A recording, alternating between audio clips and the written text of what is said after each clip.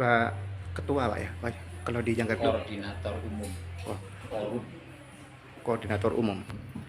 Eh, Mbah Darmo ini juga akan sebagai koordinator umum di Jangkar Klut. Tadi sudah melaksanakan kegiatan riayan Jangkar Klut yang ke-16. Mungkin apa kira-kira yang menjadi inspirasi atau masukan nantinya untuk Jangkar Klut ke depannya? Ya, terima kasih. Riayan Jangkar Kelut tahun 2024 ini kita mengambil tema merawat silaturahmi, membangun sinergi. Nah, kenapa kita pakai tidak membangun silaturahmi tapi kita merawat? Karena bangunan itu sejatinya sudah kita bangun sejak tahun 2008.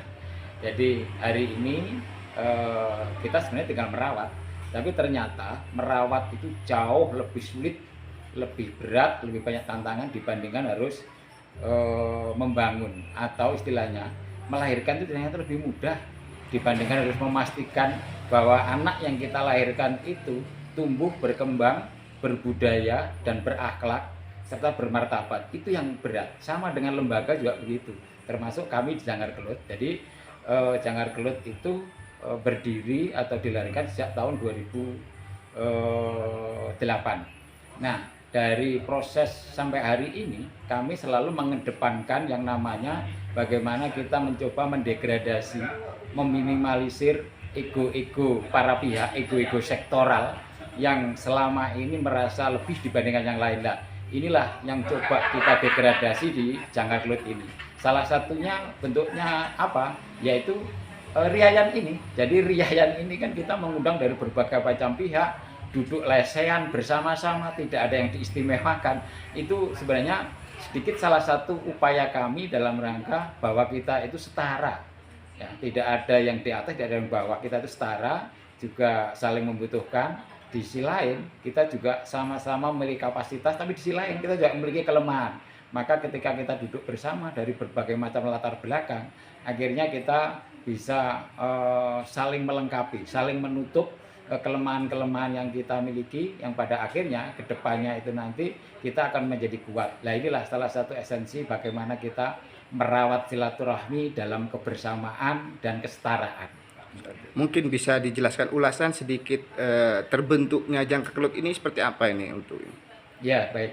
Jadi Jangkar Kelut itu lahir itu adalah pasca erupsi Kelut tahun 2007, yang pada waktu itu terjadi erupsi yang sifatnya evosif, yaitu terjadinya anakan Gunung Kelut pada waktu itu. Nah, dari situ kita melihat di beberapa tempat komunikasi antara pemerintah dan masyarakat yang berbeda terdampak ini menurut kami masih kurang, sehingga ada yang sampai mohon maaf ini masyarakat harus dipaksa untuk mengungsi. Bahkan ada informasi dari teman-teman itu sampai ditodong senjata agar masyarakat mau mengungsi. Nah, sejatinya kalau kita bicara tentang siapa yang salah, nggak ada yang salah sebenarnya, dua-duanya benar. Namun kami melihat dari sisi lain, kenapa pemerintah juga saya yakin tidak menginginkan warga masyarakatnya menjadi korban atas erupsi Kelut. Masyarakat juga begitu, tidak ingin menjadi korban atas erupsi. Tapi kenapa ketika pemerintah memberikan informasi bahwa Kelut itu berpotensi meletus, tapi masyarakat kok nggak mau mengungsi? Nah, ini sejatinya hanya permasalahan yang paling krusial itu dalam masalah komunikasi. Berarti sejak dini itu belum ada komunikasi. Maka dari sinilah kita mencoba bagaimana supaya kita bisa membangun komunikasi. Kita perlu wadah. Wadah itu adalah Jangkar Kelut. Nah, ini yang Jangkar Kelut ini anggotanya ada di seputar Gunung Kelut. Jadi Jangkar Kelut itu sejatinya adalah sebuah singkatan Jangkane Kawulo Redi Kelut. Di bawahnya ada tulisan Rinengkuh Kelut Hangrekso Rahayu. Jadi kurang lebihnya kalau kita Indonesiakan itu di bawah naungan Gunung Kelut, masyarakat Gunung Kelut itu selalu ingin menjaga kelestarian, keamanan, dan kedamaian.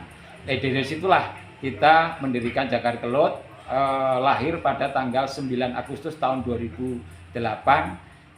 Pada waktu itu unsur-unsur yang terlibat di dalam Jangkar Kelut itu ada perwakilan dari masyarakat, pemerintah desa, kemudian dari perkebunan, dari guru, dan dari komunitas radio komunitas ini juga sudah ada. Jadi sebenarnya kalau kita bicara tentang pentahelik itu sejak awal berdirinya Jangkar Kelut itu sudah multi pihak atau pentahelik. Itulah sedikit cerita tentang berdirinya Jangkar Kelut. Jadi Jangkar Kelut itu ada menyikapi dari kondisi-kondisi tahun 2007 yang menurut kami ada komunikasi yang miss, sehingga harus kami bangun sejak dini, sehingga ketika erupsi Kelut itu terjadi kembali, miskomunikasi sudah tidak terjadi lagi. Nah, ini bisa kita buktikan erupsi tahun 2014 ini masyarakat sudah paham, sudah tahu apa yang dilakukan, sehingga terjadilah yang namanya evakuasi mandiri. Dan selama ini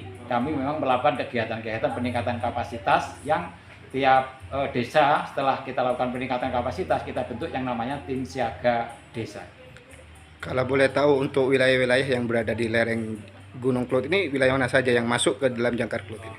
Ya, awal mula kita hanya di Kabupaten Malang, Kabupaten Blitar dan Kota Blitar, Kabupaten Kediri dan Kota Kediri. Namun pasca erupsi Kelut tahun 2014 kemarin, ternyata wilayah-wilayah lain itu juga terdampak langsung, baik terdampak oleh erupsinya maupun dampak sekundernya. Begitu juga ketika terjadi pengungsian besar-besaran, masyarakat sekitar itu juga atau kabupaten kota sekitar itu juga ketiban